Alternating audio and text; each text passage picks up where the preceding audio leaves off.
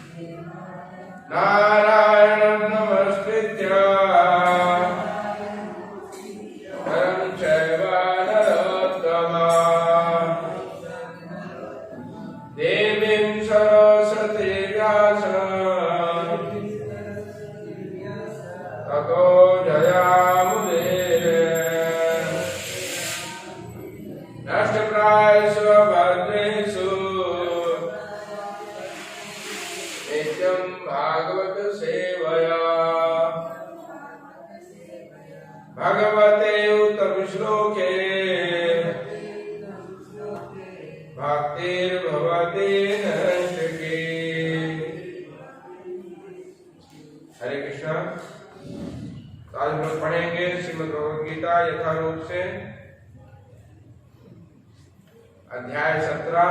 इस अध्याय का शीर्षक है श्रद्धा के विभाग।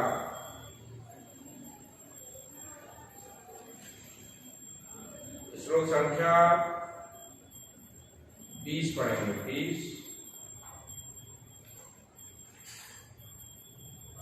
21 और 22 देखते कौन सा पढ़ पाएंगे पूरा। बहुत ही महत्वपूर्ण अध्याय है और ये श्लोक भी बहुत महत्वपूर्ण श्लोक है। वास्तव में जिन भक्तों को आध्यात्मिक जीवन में आगे बढ़ना है उसके लिए एक ही उपाय है, गीता और भागवत का श्रवण और पठन। सभी शास्त्रों में बात बताई गई, उसका और कोई मार्ग नहीं है। जो सीरियस और गंभीर है वो निश्चित रूप से गीता और भागवत को पढ़ें और सुने।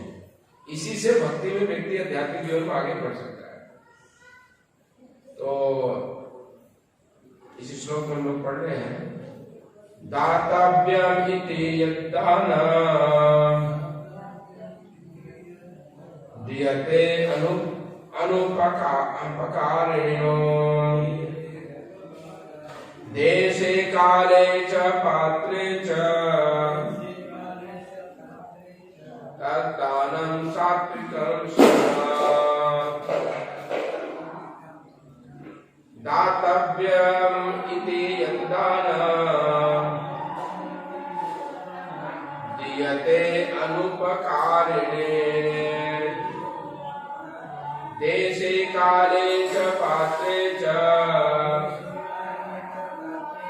तद्दानं सात्विकं स्मृतम्। दातव्यम् इति यद्दानम् दीयते अनुपकारिणे देशे काले च पात्रे च तद्दानं सात्विकं स्मृतम्।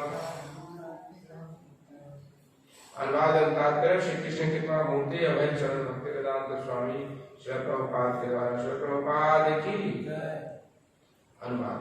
जो दान कर्तव्य समझकर किसी प्रत्युपकार की आशा के बिना समुचित काल तथा स्थान में और योग्य व्यक्ति को दिया जाता है वह सात्विक माना जाता है।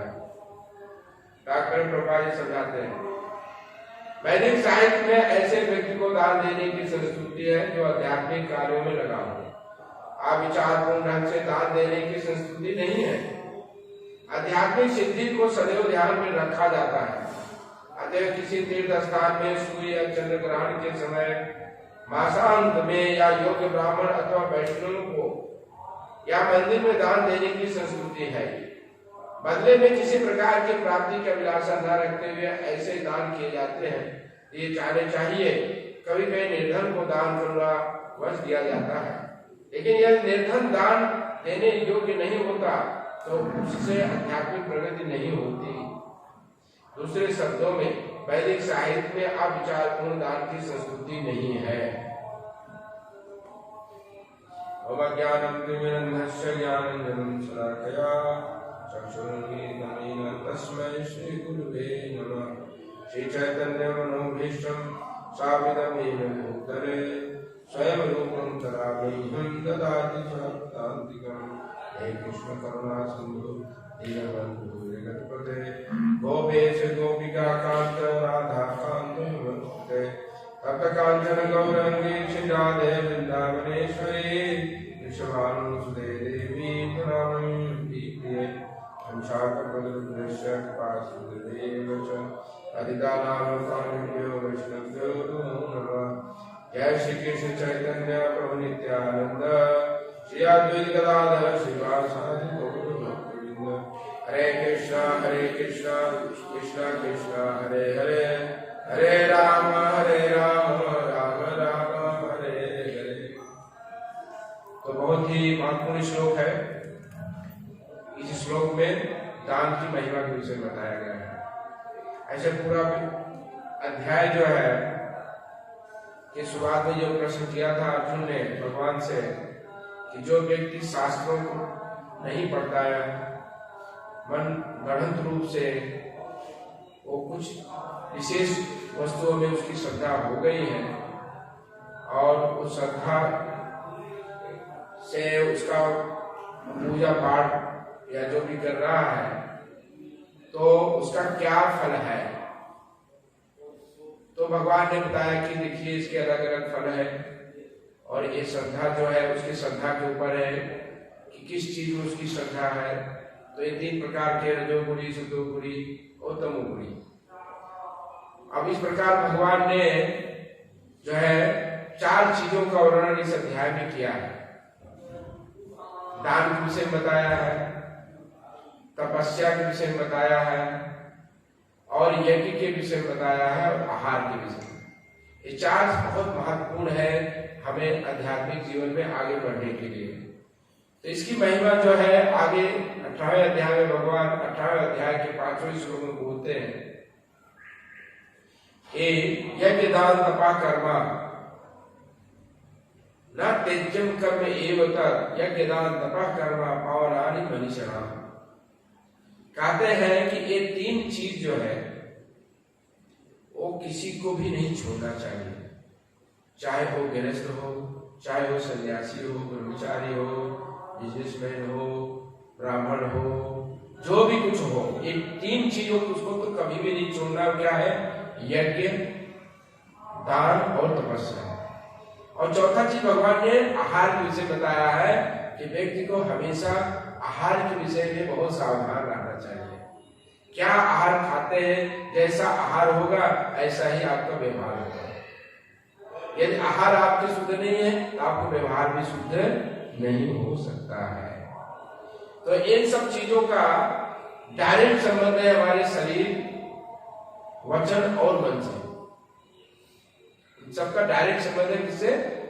शरीर, वचन और मन से। इसलिए भगवान ने 3 प्रकार के शरीर का जो है तपस्या बताया, मन की तपस्या बताया और वाणी की तपस्या बताया। इन सबकी तपस्या है। अब भगवान यहाँ कह रहे हैं दान के विषय में कि 3 प्रकार के दान होते हैं। तो दान का मतलब क्या होता है? हमें कुछ देना। तो हम 3 लोगों को कुछ देते हैं। किसको देते हैं? एक तो जो है जो दुखी है, जो हमसे इंफीरियर है चीजों में, हमसे इंफीरियर है चीजों में, उसको दान देते हैं। तो दान जो है धन का दान होता है, ज्ञान का दान होता है, अलग अलग वस्तुओं का दान होता है, वस्त्र का दान होता है, अन्न दान होता है, बहुत सारे दान। तो जो हमसे जिस चीज में इंफीरियर है, धन में इंफीरियर है, धन नहीं उसके पास तो धन देते हैं, अन्न नहीं तो उसको अन्न देते हैं, और उसके पास ज्ञान नहीं तो उसको ज्ञान देते हैं विशेष रूप से। तो दूसरी बात है कि जो हमारे समकक्ष है उसको हम देते हैं। तो जो इंफीरियर को देते हैं, जो अपने से निम्न स्तर में चीजों में है, उसके ऊपर दया करके देते हैं। क्या है? दया, कंपैशन। कि ये मेरे पास इतना सारा धन है, मेरे पास खाने की बहुत सारी वस्तुएं हैं, मेरे पास ज्ञान है, तो इस ज्ञान को, इस धन को, इस अन्न को हम ऐसे लोगों को क्यों न दें जिसके पास ये चीज नहीं। फिर होते हैं हमारे मित्र, हमारे समकक्ष। तो हमारे समकक्ष लोगों को हम गिफ्ट देते हैं। क्या देते हैं? गिफ्ट, उपहार देते हैं। जो समकक्ष के लोग हैं उनको उपहार दिया जाता है, गिफ्ट दिया जाता है।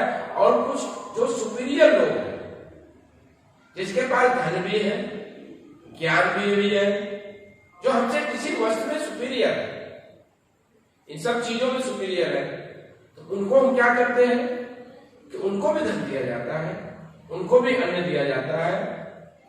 लेकिन हम क्या समझ के देते हैं? सेवा समझ कर। सेवा का भाव होता है। आप माता पिता का सेवा करते हैं, देवी देवताओं या भगवान, इन सबकी सेवा के भाव से कि हमारे ड्यूटी, हमारे कर्तव्य है ये करना। तो अब भगवान यहां कहते हैं दानम दातव्यम, ये देने जो योग्य है, इति यद दानम दियते अनुपकारिणे। तो जो दान दिया जाता है बिना किसी आशा के कि इस व्यक्ति को हमसे, इसको मैं कुछ दूंगा जिससे मुझे कुछ मिलेगा, या मैं इसको कर रहा हूं, मैं इसके ऊपर परोपकार कर रहा हूं, ये बेचारे दुखी हैं तो इनको मैं जॉब दे रहा हूं या पैसा दे रहा हूं या धन, दुखी है इसलिए दे रहा हूं, नहीं, कुछ परोपकार नहीं कर रहे हैं। क्योंकि देखिए ये समझ हमारी नहीं है, इसलिए हम सोच रहे हैं दूसरे की मदद करें। हमारी समझ का प्रॉब्लम है। क्यों समझ का क्यों है? क्योंकि वास्तव में आपके पास जो भी एक्स्ट्रा है वो आपका नहीं है। जो आपका जरूरत है, उस जरूरत के अलावा जो भी कुछ है वो आपका नहीं है। आपने उसको पकड़ के रखा है अज्ञान में। इसलिए उपनिषद में कहा गया ईशा अवश्यम सर्वम यत किंच जगत्याम जगतेन त्यक्तेन बुद्धिता। आपका उतना ही भोगने का जो है वो है, क्या बोलते हैं, आपका उतना ही भोग सकते हैं, उतना ही आपका कोटा है जो आपको जरूरत है। जितना दिया गया उससे ज्यादा नहीं, आपकी जितनी आवश्यकता उससे ज्यादा आपको भोगने की आवश्यकता नहीं है, वो आपका है नहीं। ईशावस इदम सर्वम, जो भी संसार में जो भी कुछ है सब किसका है? भगवान का, ईश्वर का है। सब भूमि गोपाल का, सब भगवान का है। आपका, क्योंकि आप कुछ लेके नहीं आए थे, ना तो आपके दादा लेके आए, ना परदादा लेके आए, कोई आपको कुछ लेके आया था? इतिहास देख लीजिए, कोई कुछ लेके आया था?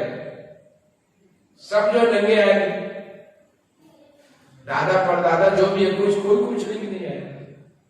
तो इसका मतलब क्या है? जो कुछ हमको मिला सब इधर ही मिला।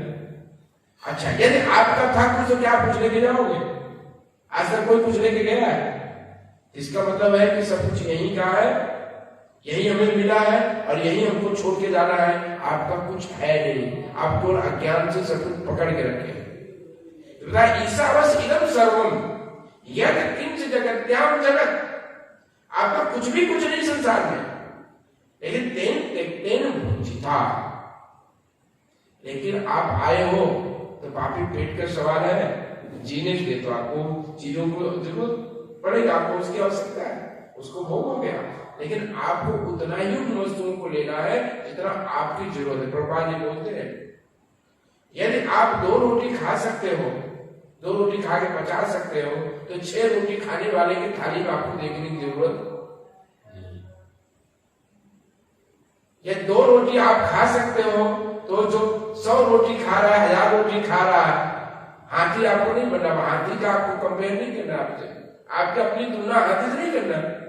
वो 1000 रोटी खा के बचा सकता है, आप 2 में भी आपकी हालत खराब है, तो आप अगल बगल देखने की आपकी जरूरत है। इसको बोलते हैं ईसावत सर्वम यत् किंचित जगत्याम जगत तेन भुंजिता। तो आपको अधिकार है भोजन करने का, आपको 2 रोटी खाने का, पचाने की क्षमता उतना ही खाओ, उससे ज्यादा आपको जरूरत नहीं है। बाकी यदि है आपके पास सरप्लस है जो आपकी आवश्यकता से अधिक है, तो आपको आपका नहीं है, तो आपको किसको देना है? अभी 3 बात बताई गई। एक तो पात्र देख करके, देश देख करके और समय काल और पात्र देख करके उसको आप दे दो। तो देश का मतलब क्या होगा? देश का मतलब जहां पर जो वस्तु नहीं है और आपके पास है उसको वहां दे दो। काल का मतलब है कि समय निर्धारित है। यहाँ प्रभुपाद जी तात्पर्य बताते हैं कि समय जो है देखना चाहिए, किस समय किसको क्या देना चाहिए। अब कोई पेट किसी का भरा है, उसके बाद सब कुछ है, उसको आप भोजन दे रहे हो, क्या भोजन खाओ। अब ऑलरेडी उसके पास भरा है और आपको जलेबी गांठिया भेज दिया खाने के लिए, वो क्या करेगा? कुछ नहीं करेगा, फेंक देगा। ऑलरेडी उसके पास है, तो आपको क्या करना है कि आप, और उसको जरूरत है कि नहीं पहले वो समझना चाहिए। उसके बाद क्षमता है कि नहीं वो चीज लेने के लिए, यदि उसके पास क्षमता है वो सब चीज लेने का, खाने का, तो आपको देने की क्या जरूरत है?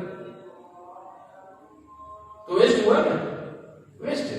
तो समय निर्धारित, एक तो कहां देना है, कब देना है और किसको देना है। पात्रता देखना है कि यह पात्र, ये आज कोई व्यक्ति रोड पे चलने वाला व्यक्ति है, अब उसको आप जो है BMW दे दो, तो क्या करेगा बेचारा? अरे BMW दे दो तो क्या करेगा बोलिए? आप जो है रोड पे चलने वाले को सुनेगा, उसको डायमंड का हार पहना दो तो क्या करेगा बेचारा? वो तो दुखी हो जाएगा, वो नहीं करके दुखी हो जाएगा, उसको पता ही नहीं कि इसका क्या जरूरत है। भगवान राम के लीला में जो है हनुमान जी से सबको भगवान दान दे रहे थे, सबको दान दे रहे थे, तो देखा कि हनुमान जी को क्या दें, तो हनुमान जी को सबसे प्रिय वस्तु जो है वो देना था। तो उन्होंने सोचा कि ये सीता जी ने तुरंत अपना इशारा समझे कि हनुमान जी को दे रहा है सबसे प्रिय, तो सीता जी ने क्या किया कि वो डायमंड का हार जो से बहुमूल्य और भगवान का दिया हुआ था, वो हार निकाल करके हनुमान जी को दे दिया। अब हनुमान जी ले लिए और हनुमान जी इसको इधर उधर देख रहे, तो देख करके उन्होंने उस हार के जो बहुमूल्य मणि थी उसको मुंह लेकर के उसको तोड़ना चालू किया। तो सब देख करके बोले, इतने ज्ञानी, इतने बुद्धिमान, सब कुछ है, इतना बहुमूल्य हार को जो तोड़ रहे हैं। तो सबने अब किसी से रहा नहीं गया बाबा, तो उनसे पूछा भाई क्यों कर रहे हो? बोले हार में क्या करूंगा, अरे हार में मिला भी है, मैं देख रहा हूं इसमें सीताराम कहाँ है, इसके अंदर एक सीताराम है तो हमारे काम क्या नहीं तो किसी काम का। तो भक्त का क्या दृष्टि है जो सीताराम कहाँ है, भगवान किधर है, भगवान किस चीज से प्रसन्न होते, वो उसी को टारगेट करके वो काम करता है। वो और कुछ नहीं देखता, वो एक ही चीज देखता है कि ये व्यक्ति को मदद करने से क्या है, कृष्ण भक्त बन जाएगा, इस व्यक्ति को खिलाने से, भोजन कराने से क्या हो, इसका शुद्धिकरण हो जाएगा, इस व्यक्ति को घर देने से, जो है कपड़े देने से क्या है, भक्ति में आ जाएगा। भक्त का तो एक काम है, और एक इस तरीके से सोचना, ये तीनों गुणों से परे, सतो गुण से बड़ी है। इसको दिव्य सेवा बोलते हैं कि भगवान को ध्यान में रखते हुए कुछ भी कार्य करना, दान करना, तपस्या करना, यज्ञ करना, वो दिव्य कार्य है। ये सतो गुण से भी ऊपर है। अब यहां भगवान कह रहे हैं कि सतो गुण क्या है कि मिनिमम व्यक्ति को ये दान इत्यादि करना सतो गुण में मिनिमम करना चाहिए। तो सतो गुण मतलब है कि कर्तव्य समझ करके कि भगवान ने हमको बहुत कुछ दिया है, इस व्यक्ति के पास नहीं है, ये चीज हमें देना है, और उसमें वो समझ करके कि किस समय दे देना है, कहां पे देना है, किसको देना है, उस पर विचार करके देना है, और इसके बदले हमको कुछ मिलेगा ये कभी भी सोचना नहीं है। मतलब दियते अनुपकारिणे, और ये भाव रखना कि मैं ऐसा नहीं तो मैं इनको कुछ कर रहा हूं, क्योंकि ये दान करके यदि कोई व्यक्ति करेगा तो मैं इसको परोपकार कर रहा हूं। यदि मैं नहीं दूंगा तो बेचारा दुखी हो जाएगा, तो उसके अंदर ईश भाव आ जाएगा, ईश्वर भाव आ जाएगा, उसका दिया हुआ सब क्या होगा, उसका अहंकार बढ़ जाएगा, भगवान बन जाएगा। इसलिए ऐसे भगवान दुनिया में बहुत घूम रहे हैं, दान करने वाले भगवान को अपने अहंकार, अरे भाई मैं एक फैक्ट्री चला रहा हूं, यदि नौकरी नहीं दूंगा तो लोग भूखे मर जाएंगे, मैं भोजन नहीं दूंगा तो मर जाएगा, मैं इसको शरीर नहीं दूंगा तो भूखा मर जाएगा, और एडवर्टाइज कर रहे हैं। एक छोटा सी चीज देख करके फोटो खिंचाना और जाना उसमें कि हमने ये किया वो किया, बार बार लोगों को बोलते रहना, ये सब रजोगुण और तमोगुण का दान है। इसका कोई फायदा नहीं है, और जो भी फायदा है सब टेम्पोररी है। जैसे करके वो थोड़े समय के लिए दिखता है, कर्पूरी जी बता रहे हैं कि बड़े बड़े लोग क्या पूजा क्या पाठ, चारों तरफ चावल उड़ाया जा रहा है, बड़ा बड़ा आसन हार पहनाया जा रहा है, चरण धोए जा रहे हैं, सब होता है, और वही महाराज कुछ दिन के बाद जेल में सड़ते। तो ये टेम्पोररी हो गया ना। मान सम्मान पूजा के लिए जो व्यक्ति काम किया था, भगवान की सेवा नहीं किया था, वो सब छीन लिया गया, रास्ते में आ गया। तो टेम्पोररी, इसका कोई फायदा नहीं, कोई फायदा नहीं। तो फायदा कहां से चालू होता है, सतोगुण में। दान करना, तपस्या करना, यज्ञ करना, कम से कम सतोगुण होना चाहिए। सतोगुण से वे करता है तो उसके पास आध्यात्मिक किरण, आध्यात्मिक जीवन में आगे बढ़ने का मार्ग दिखाई उसको पड़ने लगता है। जो व्यक्ति रजो और तमो गुणों में कार्य करता है, उसके पास कोई आध्यात्मिक ज्ञान नहीं है, न उसको कोई किरण दिखाई पड़ेगा, इसी भव सागर में घूमेगा, उसके पास कोई रास्ता नहीं है। तो या तो हम जो दया करते हैं, दया इस हिसाब से करते हैं, भाई देखिए मेरे पास इतना सब कुछ है, हम इसके लिए हमारे पास एक्स्ट्रा है वो देना चाहिए, बस एज आउट ऑफ ड्यूटी, और ये मेरा नहीं है, मैं इसको कोई परोपकार नहीं कर रहा हूं, ये भगवान ने मुझे एक्स्ट्रा दिया है जो कि मेरा नहीं है, मैं इसको पकड़ के रखा हूं, ये दे देना है। इसको बोलते हैं देशे काले ने पाते तद दानम सात्विकम स्मृतम, ऐसा दान सात्विक दान कहलाता है। जो इस भाव से दान करेगा तो उसका पहला चीज क्या, अहंकार खत्म हो जाएगा, और अहंकार जैसे खत्म होगा उसके जीवन में आध्यात्मिक मार्ग में जो बाधाएं हैं वो साफ हो जाए। जो कंटक, सबसे बड़ा कंटक हमारे जीवन में हमारा अहंकार है। हमारे जीवन में आध्यात्मिक जीवन में आगे बढ़ने का सबसे बड़ा बाधा क्या है, अहंकार। और ये अहंकार की सब चीजों से बढ़ता है, इस तपस्या करने से बढ़ जाता है, यज्ञ करने से बढ़ जाता है, दान करने से बढ़ जाता है। अब यज्ञ करोगे तो बढ़ जाएगा, अरे हमने यज्ञ किया, हमने ये किया, मैं बहुत धार्मिक हूं, मैं बहुत आध्यात्मिक हूं, मैं इतना बड़ा यज्ञ किया, इतना सारे लोग आए थे, सब मेरा वाह वाह किया था, तो ये अहंकार बढ़ जाएगा। तपस्या किया, आपने देखो मेरे दूध के ऊपर रह रहा हूं, मैं फूल पे रह रहा हूं, मैं जल पे रह रहा हूं, मैंने कुछ नहीं खाया है, देखो इतना दिन हमने निकाल लिया है, इसमें भी अहंकार बढ़ जाएगा। आप दान करोगे तो उसमें भी अहंकार बढ़ जाएगा, और ये अहंकार बढ़ गया तो आपके आध्यात्मिक जीवन क्या होगा, खत्म हो गया। अग्नि में आपने क्या किया, पानी डाल दिया, अग्नि में पानी डाल दिया, अच्छा खीर बनाया, स्वीट राइस बनाया, उसमें बालू डाल दिया। तो जैसे हमको कोई भी सब कार्य में यदि अहंकार आ गया तो आपका किया जो भी किया है वो खत्म हो गया, आपको कोई आध्यात्मिक फायदा नहीं मिलेगा। इसलिए यहां कह रहे हैं कि हमें सात्विक दान करना चाहिए। तो सात्विक दान क्या है कि हम किसी के ऊपर परोपकार नहीं कर रहे हैं,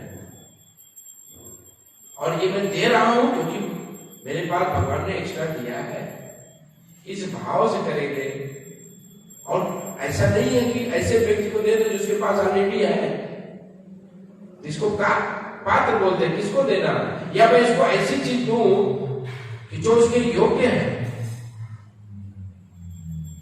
एक गरीब जो भूखा मर रहा है उसको भोजन ही देना जरूरी है, दूसरी चीज दोगे तो बेचारा उसको कोई काम नहीं है, उसको डायमंड का हाथ पहनाने की जरूरत नहीं है। एक योग्य वर है तो उसको कन्या देना चाहिए, योग्य ब्राह्मण है तो उसको जो है उसकी जो आवश्यकता है भक्ति में आगे बढ़ने के लिए, यज्ञ दान तपस्या करने में जो जरूरत वो चीज देना है। अभी ब्रह्मचारी है, कोई ब्रह्मचारी को जो जा करके स्त्री दान नहीं करते तो क्या करेगा, शरण रहेगी। सन्यासी है, बोलो महाराज आप इतने साल से सन्यासी हो, चलो हमारे पास ये करना है आपको, चलो तो लटक जाएगा लटक जाए, उसको उधार नहीं देना है, उधार नहीं दे। अब सन्यासी को जो है कोई व्यक्ति साड़ी दान दे दे, घर किसी गृहस्थ में घर में जाए, बोले महाराज साड़ी दे दो, अब बेचारा क्या करेगा साड़ी, ये तो शादी करे तब साड़ी की जरूरत है। तो ये इसका विचार करना, इसके ये बात बताई जा रही है, देश काल और पात्र समझ करके कौन किस के योग्य है।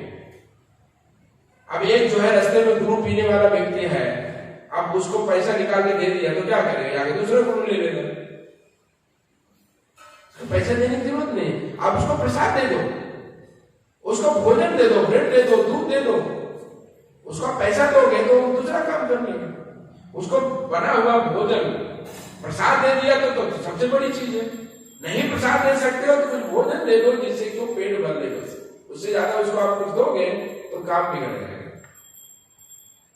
अयोग्य ब्राह्मण को आप कुछ दे दोगे, ऐसे ब्राह्मण है जो अयोग्य नहीं, अब खैनी खाने वाला शराब पीने वाला ब्राह्मण को आप दान देना, आप ब्राह्मण है, उसके चरण स्पर्श कर रहे हो आप, उसको आप कुछ दे दिया तो आपका पतन हो जाएगा, तुरंत पतन हो जाएगा।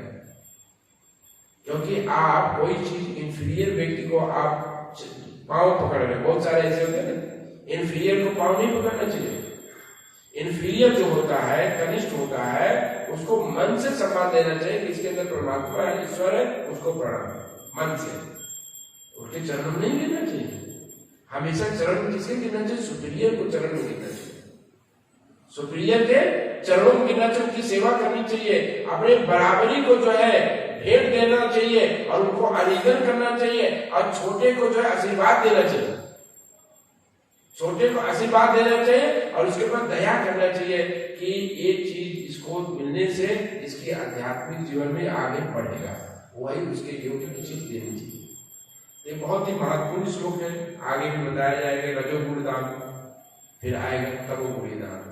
तो दुनिया में बहुत सारे लोग दान करते हैं लेकिन विचार के बिना, कोई इस पर विचार नहीं, ठीक है हमारा तो है तो ये कर रहे हैं, जब माधव सेवा में कर रहा हूं, माधव सेवा ही माधव सेवा है, कोई मना नहीं है, मानव सेवा मानव सेवा है, माधव सेवा है, दोनों एक नहीं है।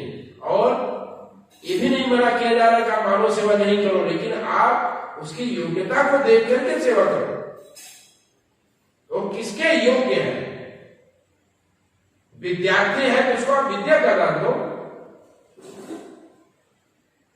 विद्यार्थी है उसको विद्या का दान दो, भूखे को जो है भोजन दो, जिसके जो योग्य है उसको दो, जिसकी उसकी आवश्यकता है। बिना आवश्यकता के बिना समझे आप देंगे तो उसकी उस दान से कोई फायदा न उसको होने वाला है न तो आपको होने वाला है, कोई फायदा नहीं। हरे कृष्णा कृष्णा कृष्णा हरे हरे, हरे राम राम राम हरे हरे। और यहाँ पर आज बोलते तात्पर्य में कि सबसे अच्छा दान है कि हम भगवान होते हैं। भगवान, क्योंकि आप भगवान की सेवा करोगे, भगवान को दोगे तो पूरा संसार सुखी हो जाएगा। भागवत में कहा जैसे जल पेड़ को जल में पानी दोगे तो पूरे वृक्ष में पहुंच जाएगा, शरीर के उदर में भोजन दोगे तो पूरे शरीर को शक्ति मिल जाएगी। ऐसे भगवान की सेवा करने से पूरा संसार सुखी हो जाएगा। कुछ लोग ऐसे समझते हैं भगवान की सेवा करने से क्या फायदा, आप ये समझ लीजिए यही सच्चाई है कि कुछ लोग हैं जो भगवान की भक्ति सेवा कर रहे हैं, इसलिए पूरी दुनिया को आज भोजन और पानी टाइम से मिल रहा है। एक बंद हो जाएगा, इसको यज्ञ बोलते हैं, भगवान की संतुष्टि। कोई नाम कर रहा है, भगवान की कोई सेवा कर रहा है, कोई भगवान को भोग लगा रहा है, भगवान प्रसन्न है कुछ लोगों से, इसलिए पूरा संसार को सब कुछ मिल रहा है। ये बंद हो जाएगा तो पूरा संसार दुखी हो जाएगा, दुखी हो जाएगा। इसलिए जो यज्ञ इत्यादि करता है, भगवान का नाम इत्यादि चलता है, ये कलयुग का जो मूल चीज है वो यज्ञ है, नाम संकीर्तन। भगवान का नाम संकीर्तन जो कर रहा है, उसके नाम संकीर्तन के प्रभाव से पूरा विश्व सुखी है। वो बंद हो जाएगा ना तो आपस में लोग लड़ के खत्म हो जाएंगे, भूखे मर जाएंगे, भूखे मर जाएंगे। इसलिए भगवान को संतुष्ट करने का मतलब है कि पूरे दुनिया को, पूरे ब्रह्मांड को सुखी है। तो सबसे उत्तम सेवा है भगवान की सेवा। यदि कोई व्यक्ति भगवान की सेवा करता है तो पूरे संसार की सेवा हो जाती है। इस चीज को स्वयं भगवान आकर के खुद करके दिखाया, महाभारत में करके दिखाया कि भगवान एक छोटा से साग का टुकड़ा खा करके 60,000 दुर्वासा मुनि के शिष्यों का पेट भर दिया। ये भगवान ने दिखाया कि मुझे संतुष्ट करने का मतलब क्या होता है। और आप पूरे संसार को आप सुखी करने के चक्कर में रहो और भगवान को नहीं सुखी करो तो संसार भी दुखी है और आप भी। हरे कृष्ण। तो बहुत महत्वपूर्ण है, कल भी आप लोग सुनेंगे दान के ऊपर। हरे कृष्ण। श्री प्रभुपाद की। कल जो है दिवाली है, तो शाम को जो है भगवान को दीप श्रृंगार होगा। तो आप सब आ सकते हैं 6 बजे, यहाँ सजाएंगे दीप से, उसमें आप मदद भी कर सकते हैं और फिर भगवान का दीप श्रृंगार दर्शन कर सकते हैं। और दर्शन करने के बाद आरती, दामोदर आरती होगा। उसके बाद सबको जो है मिठाई तो रोज खाई रहे, कल और वैरायटी वाला मिठाई खाएंगे। हरे कृष्ण। प्रभुपाद जी ने यही बोला, भगवान को दीप दिखाओ, कीर्तन करो और